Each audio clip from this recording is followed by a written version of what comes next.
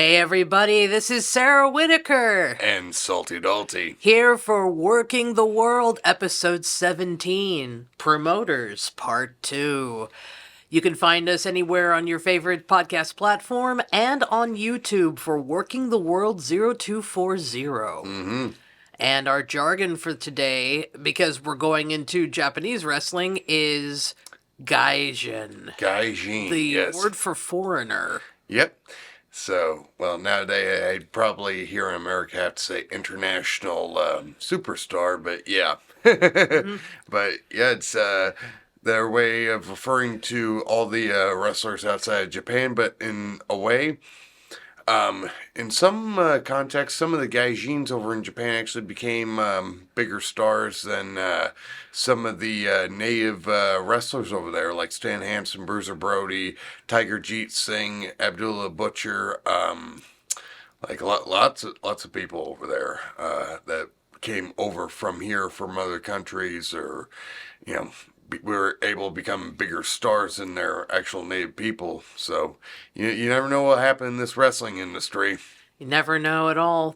Alrighty, so we're going to start with Japan and go to Mexico. Yep. We're going to be focusing mostly on like the territories that were more NWA based and or territories that came out of those territories as well. So, but Mexico wasn't so much as a NWA territory, but at the same time they're more noble enough to be able to be talked about in this, because Europe, it's its own completely different territory and different system. So it was like, we'll go ahead and maybe do a future episode on all the wrestling over there in Europe. Definitely. So where'd you want to start with Japan? Let's start with the beginning of the history. Who is the first well-known promoter in Japan? Rikidozan. Rikidozan. 1953, he started the Japan Wrestling Association, and their version of a world championship over there, because they would still have like Lou Thez and Dory Funk Jr. came over when they had that title, but it was the NWA International Heavyweight Championship. That was kind of like the title in Japan. They ran that for years and years and years and years until Rikidozan unfortunately got murdered in 1963 by a member of the Japanese Yakuza in a nightclub, and he died in the hospital from his stab wounds. But that's unfortunately how Rikidozan, his promoting career and pro wrestling career, because he actually got started as a sumo wrestler over there and transitioned into being a pro wrestler. And the Funks, especially Dory Funk Sr., was very instrumental in starting a lot of the wrestling, as far as Americans coming over to Japan going. So, because the Funks were like huge names in Japan. But after Rikidozan passed away, Japan kind of split off into two different companies, because it was kind of inherited in a way to Giant Baba and Antonio Inoki. The JWA was, because he was kind of grooming them to be top stars.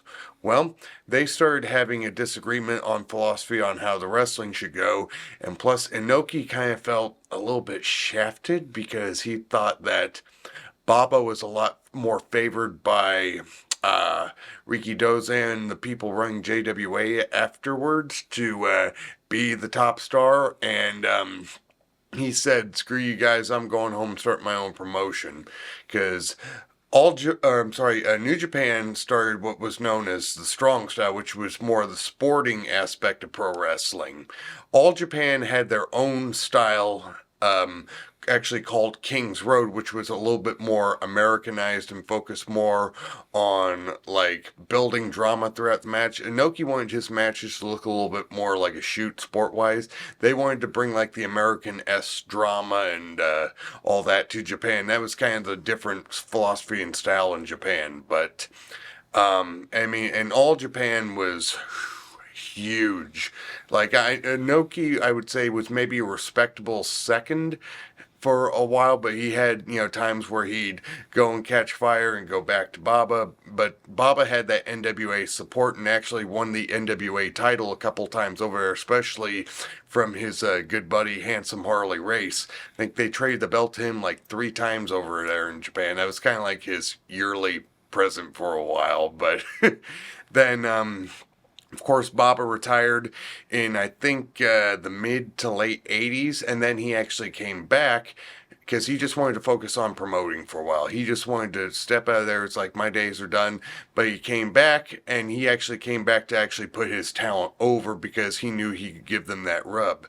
And Baba died in 1999 and had his last match like maybe a month before he passed away. He had cancer. And when his wife took over the promotion, there was a lot of business disagreements there because people felt like she didn't really know the wrestling business as well. And then a lot of the top stars from All Japan actually went and started Noah to break off from All Japan because they didn't like the way, because Baba was so highly respected and all that and knew the business so well and knew what to do, how to handle business, how to treat the boys, how to book. It's like Mrs. Baba, unfortunately, from what I've been told, doesn't have that kind of, I mean, she's passed since then too, but she did not have that knowledge as far as what to do business wise. And they felt like one of the boys or somebody who was, trying to, who knew the business should have taken over the business from Baba when he passed. But that's when Noah came about. Then you had all these other companies follow suit after All Japan split, and New Japan was kind of like rose up to that prominent level while all these companies were splitting off, from what I've been told. So, what is Japanese wrestling like for Japanese indies, promotion-wise? Well, they all go to their own extreme. Like DET Pro Wrestling's kind of more the humorous style of wrestling. Dragon Gate takes a little bit more after like the sporting aspect, and they try to treat it like the like New Japan does with the more like sporting feel. Even though New Japan's gone to the point where they do angles like All Japan. They've kind of adapted that since Inoki stepped down from New Japan, went into politics. But yeah, it's like, and of course, you had IWA that actually happened way before then with the death match wrestling over there. But that also, you could say, in a way, started when uh, Onita started FMW in, I think, 1991 or 2. It was late 80s, early 90s when Atsushi Onita, who was a major star for Giant Baba, then broke his leg and realized, I can't do the same stuff as I used to. And I think I could make more money doing the deathmatch stuff. And that's when that stuff started in Japan, where he was like having exploding ring matches and all that kind of stuff. Kind of a predecessor of ECW in its own way, breaking off from, All Japan himself. But, they were, like, All Japan would be considered, like, similar to what WWF was. WCW, in New Japan, especially because they had a working relationship with each other, were kind of seen as like in the same limelight as All Japan as far as popularity. Then you had FMW as kind of like ECW, so it's like mirroring America at that point, where it was like the underdog promotion that went to extreme lengths, literally. Extreme lengths. Yes, but it mostly came from those two companies, All Japan and New Japan. Then FMW had their run. Interesting. Alrighty, so should we go south of the border to Mexico? Aye. Aye. So, what's the history behind Mexico and what are some prominent promoters from there? Well, the first promotion in Mexico, Lucha Libre, actually started in the 30s and is still running. It's called CMLL, which is Spanish, because I can't pronounce Spanish. I'm going to butcher it and probably end up offending somebody by doing that. But CMLL translates to their company name translates to World Wrestling Council in English. And the main promoter over there who started that, he passed away years and years and years ago. His name was Salvador Lutrell. And he was responsible for making all the big stars like Blue Demon, El Santo. El Santo, yes. And he actually, here's a funny story about Mil Mascaras that I heard from Kevin Sullivan, one of his shoot interviews. They were advertising weeks and weeks in advance about Mil Mascaras, the man of 1,000 masks. That's what it translates to. And they didn't even have anybody to fill the spot, but they used that propaganda and that advertisement to be able to go and have him be over before he even got in the ring. And they're like, who are we going to be able to have fill this gimmick? And then they found Aaron Gonzalez, or that's Mil Mascaras' real name, Aaron Gonzalez. And he was a bodybuilder in a gym, like, hey, come, well, we're going to turn you into a star. And he never learned how work before, but they put him in a mask and, taught him how to work, and he became Mil Mascaras and was on top for about 60 years. So that's, funny. Like, you never know when you're going to be able to have the opportunity to make it in this business, and sometimes it's by accident, but that's kind of what happened to Mil. But after CMLL started having a run, there was another promoter who came from CMLL, who was a booker at one point. His name was Victor Pena. And he wanted to go and start his own style of wrestling later on that became AAA. Imagine, the best way to decipher the two companies. CMLL's kind of more that old school folklore, from what I've seen, old school folklore like Lucha Libre, tradition, all that. AAA is more the edgier, more athletic style of, kind of like, best way to describe it, like most of the people from WCW came from AAA in that very athletic, breakneck, quick-paced style. CMLL's a little bit more old school, slower, and all that. A little bit more old school, traditional as far as like how they do things. Like, good guys versus bad guys. AAA is kind of like the Wild Wild West. Best way to describe that. But both those companies still run strong with their respective styles, and of course AAA was, to my knowledge, the first promotion to start a 6-sided ring. But hey, that made them innovative and resourceful, and hey, God bless them. So. But there's also another company that has the same name translated into English, but actually in English that is somewhat south of the border, but actually I should say on an island, is Puerto Rico's WWC, World Wrestling Council. What, CMLL translates to in English, they actually have in English under their own name in Puerto Rico, WWC. So, are you wanting to dive a little bit into WWC since we're in NWA territory? Absolutely. Okay. Well, there were 3 people that actually kind of started the whole thing in Puerto Rico. Carlos Colon, who is Carlito's father. Another gentleman by the name of Victor, I think it was Javica, because there's another Victor that comes in here later on too. Yeah, it was Javica. And also Gorilla Monsoon. He was one of the people that helped started the WWC, and he had shares in there. And let me tell you, you want to talk about Wild Wild West? The fans over there were rowdy, still are to this day, but not as rowdy as they used to be, because rocks, cups filled with things I don't want to say on the air, but Dutch Mantel, who worked there a lot and actually booked for both companies, we'll get to that here shortly, said the best way to describe the Puerto Rican wrestling fans is that they believed that the wrestling was real, but the space program that they had in Puerto Rico was fake. But Puerto Rico was known for actually having a little bit of that, like the no rope barbed wire matches and stuff like that, kind of making that a little bit of a thing, because they was partially blood and guts over there, kind of like if Memphis went to Puerto Rico, that'd be a really good way to describe it. And except if you gave the fans like cups of rocks to throw at the wrestlers. That's what you'd end up there. Well, I mean, I know in WCW they threw trash a lot, so... Right, yeah. But what the fans used to go and do is that they'd take big gulp cups and they'd empty out the soda and fill them with rocks and bring them in, and you couldn't be able to tell what was in there unless you confiscated them.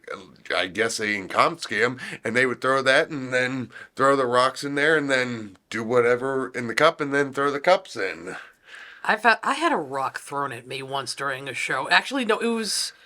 Okay, slight detour. I mean, back in the day when I was a promoter, I was a manager alongside of a manager called, who was a gothic, top-hatted bad guy called Dr. Spook Show.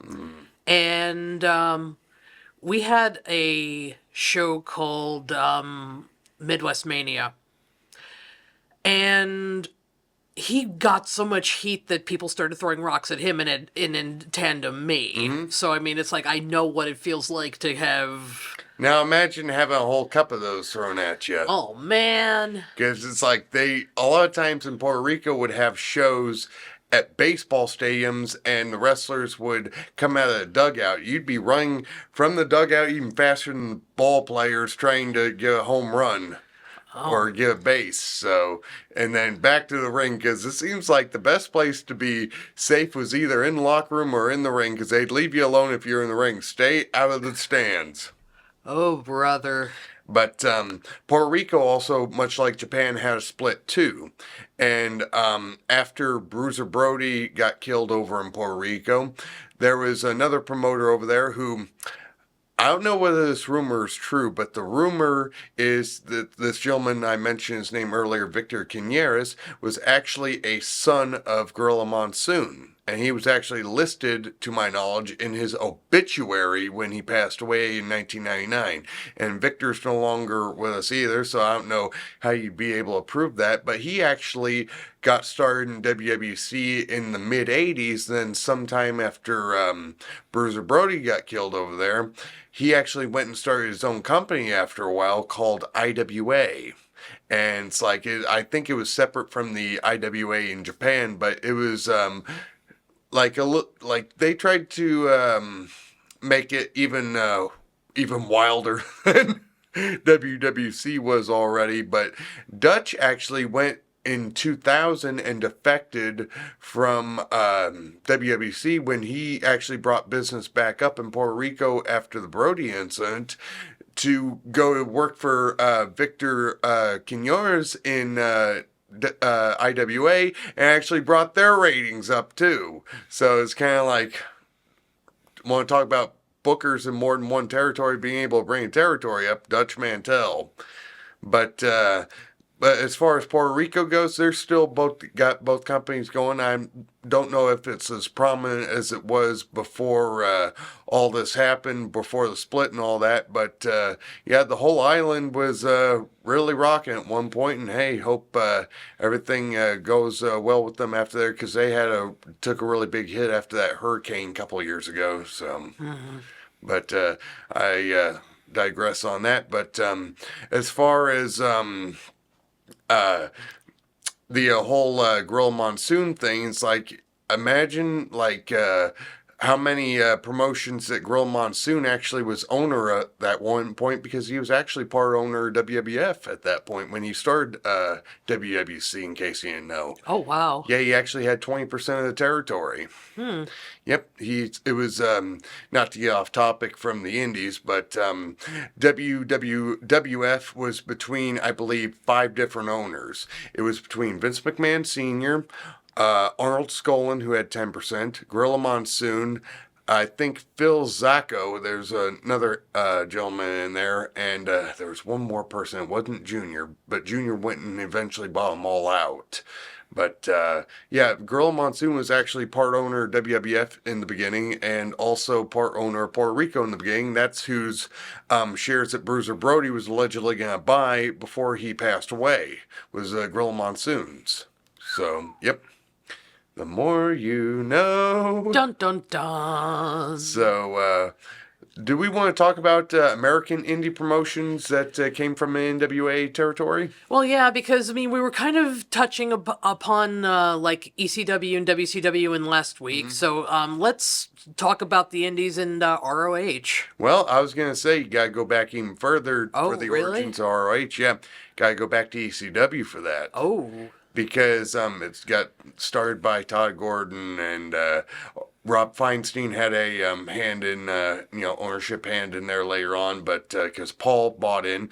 Well, Paul also had Gabe Sapolsky, who was helping write for him at that point too, and he was kind of sitting under Paul's learning tree, during the entirety of ECW from beginning to end. Well, when ECW closed, Rob Feinstein, who I believe he still currently owns RF Video, he went and decided, it's like, you know what, I'm going to go ahead and start my own wrestling promotion, because he actually had a minority ownership in ECW and had his own direct-to-video service, RF Video, and decided that he wanted to start his own wrestling promotion, kind of based off what ECW was, without, being a little bit more like wrestling, like Japanese, like underground talent and all that. Kind of like, best way to describe it, if you mixed a little bit of, old school Japan with some old school NWA, you got ROH. But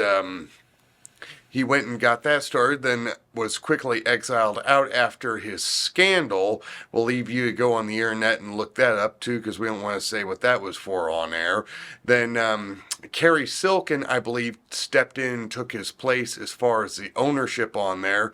But a lot of the talent over there that were being booked before and after Feinstein came and left, they actually were allowed to go and work other places outside of their native promotion that they were signed to.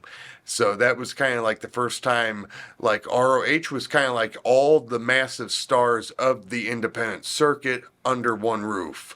Then you had like other promotion, well, because CZW kind of started out of, spirit of ECW, but at the same time they didn't really become more prominent until I think a little bit later on too, after ECW closed too. But they were falling in that extreme like Impact style wrestling too, where it's like, I don't want to call it the garbage wrestling, but yeah, basically fall in the footsteps of that. And of course all these other companies, but especially number one company that was able to raise from prominence out of WCW and is still going now is TNA, which at one point was Impact. But Dutch Mantel, who was actually part of the start with that, because Dutch was on the booking team for TNA in the beginning, because it started with Jerry Jarrett and Jeff Jarrett getting together. It's like, oh, let's start another company together. Then Panda Energy went and bought the majority of them out, which was Dixie Carter's father and their corporation, parent company. And then that got sold, but like it was supposed to be, it's like, where did the WCW fan go? Nobody knew. And it's like they were trying to chase that WCW fan that, was kind of turned off by the WWE product and how they felt like they were being used. That's kind of where TNA kind of came of it. And like not only that, they were booking a lot of those old WCW guys, like had Dusty Rhodes, Road Warriors, Scott Hall. Eventually Sting came in. Then like it's Booker T. It's like WCW 2.0 in a way at that point with the guys, but they were also doing something that WCW wasn't really doing at the time that they closed, which was really pushing the younger guys and having them intermingle and work as much with the established guys, and actually maybe having them put over, have a competitive match. Because if they were doing that in WCW, it was mostly a enhancement match, or they weren't going to get much in. So it's like kind of fix on that strategy. And of course, they had people like Jim Cornette booking for them at one point. You had Terry Taylor, people that had good minds in the wrestling industry. So.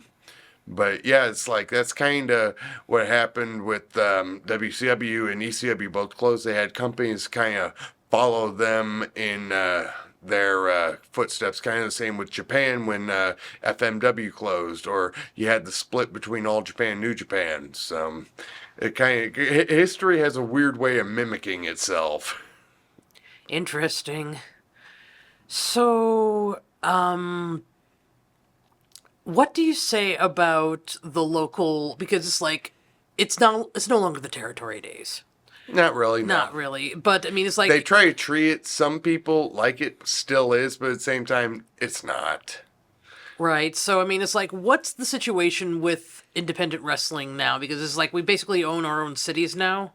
Well, either cities or even venues, because there's more than one promotion here in Omaha. They run their own venues. They respect each other's venues, but it's still in the same town. It's more or less like, I don't want to say sandboxes, but it's like each promotion has their own sandbox in the same playground that they go to, and each fan can kind of go and pick which one they want to go to and see who has the prettiest sandcastle. So, Yeah, I remember when. Well, it was started with my mom and I, and in Wham in Kansas, and it's like, yes, I'm a second generation promoter, but just working with a round table of people is very hard, especially when people want to take it over for themselves. and they think their ideas are the only good ones.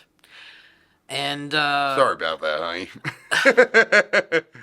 well, I left because I was worried about. Okay, we're running religious implications with a The unholy trinity. an anti-religious gimmick in the middle of Topeka, Kansas, with Westboro. Yep. And it's like, dude, I already had rocks thrown at my head. Why are we doing this? And it's like, I didn't want to be around for the aftermath of that. And Wham actually closed shortly afterwards. So, I mean, no hatred towards them. I mean, it's like I still talk to a couple of them. I still talk The to ones Tommy. the ones that are still available to be found on social media. Yeah, Tommy Snow and Dr. Spook Show, as I mentioned earlier. And then you and I, in 2019, decided to walk into a bank with our mom. And Yeah, two half-blooded Polish women and a goofy, tall, gawky guy walk into a bank and end up walking out with a wrestling promotion. yeah, I mean, Mom did most of the business stuff, as we mentioned earlier, but I mean, She was more on the business end. We were more on the media and creative end on all that. So, but it's like we each had it in hand say I, nay, nay, but at the same time, it's kind of like we respected each other's roles. And it's like if we found something obliviously wrong with what the other one's doing, it's like, we're like, I don't know if this is a good idea. right. And that was more often than not her, but. Yeah, we ran until 2020. Well, we're still technically, pardon me, we're still technically open. It's just we haven't run since then because life kicked us in both shins. Right. Without even a kiss on the forehead. If as a promoter, let me give you this advice: if you plan on running a promotion, get help from people that have been in the industry. And not only that, get a good financial consultant if you can, and also understand the wrestling business as far as like what they are going to want and what they are not going to want from show to show, yada yada, blah blah blah. Alrighty, it's time to go home. And Dadgummit, I keep forgetting to bring that pencil. And you don't even have the dime with you today, so we're just gonna there. Mine makes a prettier sound. Alrighty. More rattly. Find us on your favorite podcast platforms and YouTube at Working the World 0240. Alrighty, stay classy. And shoot the half. Oh, by the way, you're not wearing green today. It's St. Patrick's Day. You're going to get your St. Patty's Day pinch. Aye. Alrighty. Take care, guys.